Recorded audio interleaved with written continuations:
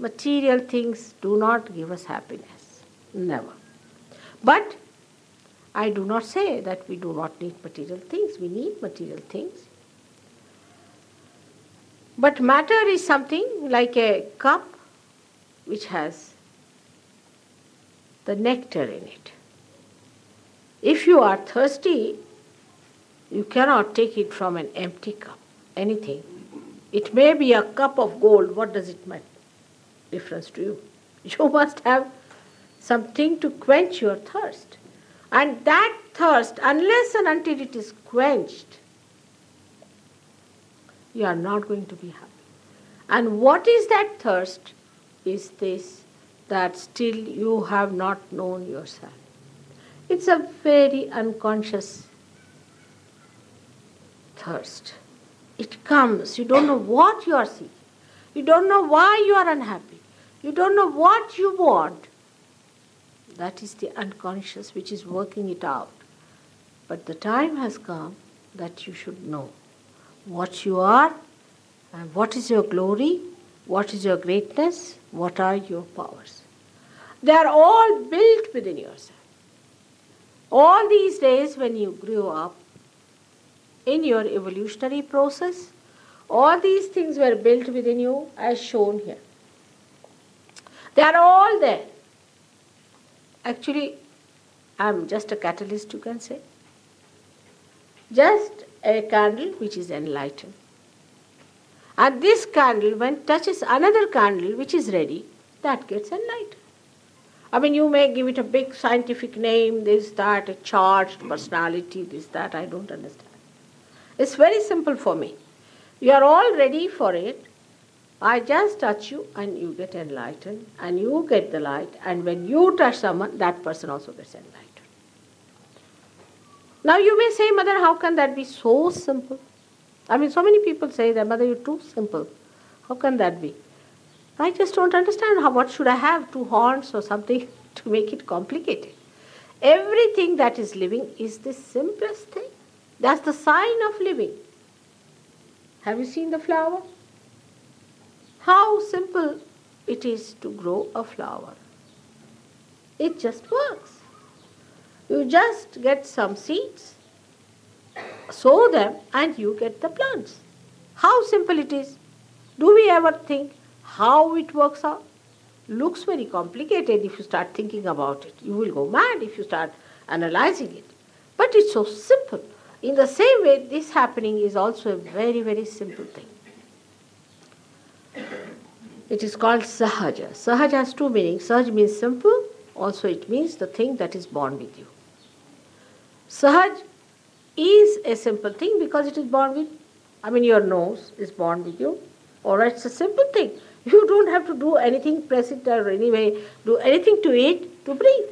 It's there. In the same way, this built-in process is within you.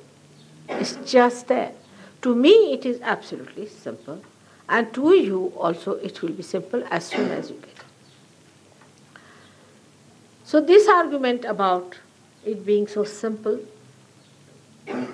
I just can't understand myself. Why should there be an argument? Supposing you can eat this way, why should you ask that how can it be so simple to eat this way? It's so simple because it is so vital. It is so important. All vital things are simple and easily available, like your own breathing. For that, if you have to do something special, then this breathing is not possible. How many people are going to survive?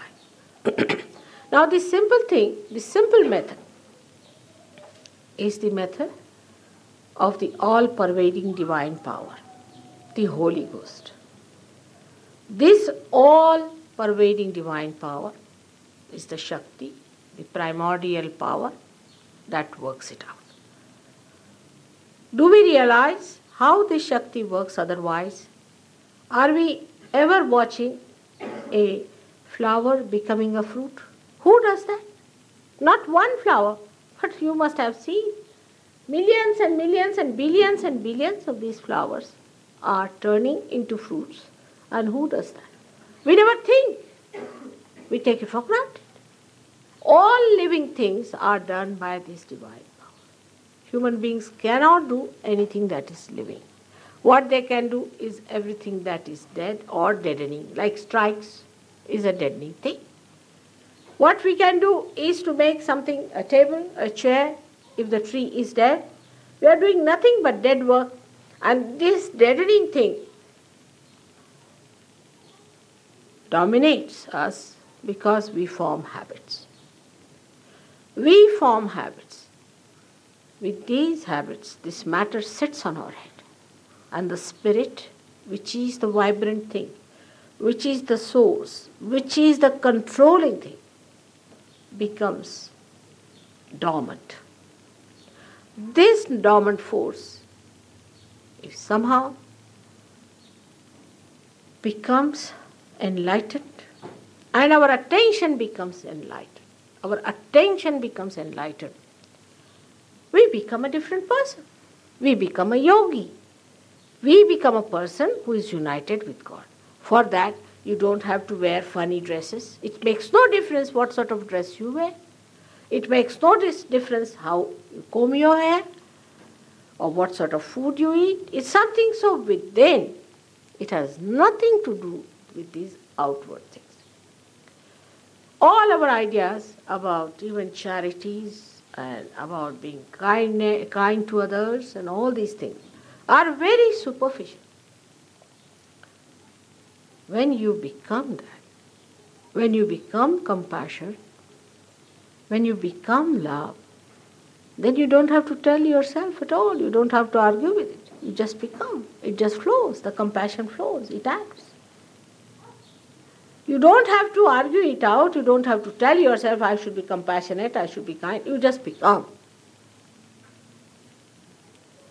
I went to Italy and there were 3-4 people who got interested in Sahaja Yogis. But they said, we don't want to join Sahaja Yoga. I said, why? Because these people don't smoke. I said, I never told them not to smoke. Never asked them, did I? I never said don't smoke. Then just asked them, do you smoke? Do you smoke, or you have given up smoking, or your mother has forced you not to smoke? They said nothing of the kind. We used to smoke packets of cigarettes. We used to drink. We were drug addicts. But something happened to us. We just gave up. We don't know how. So simple. Mother never told us. We just became like that.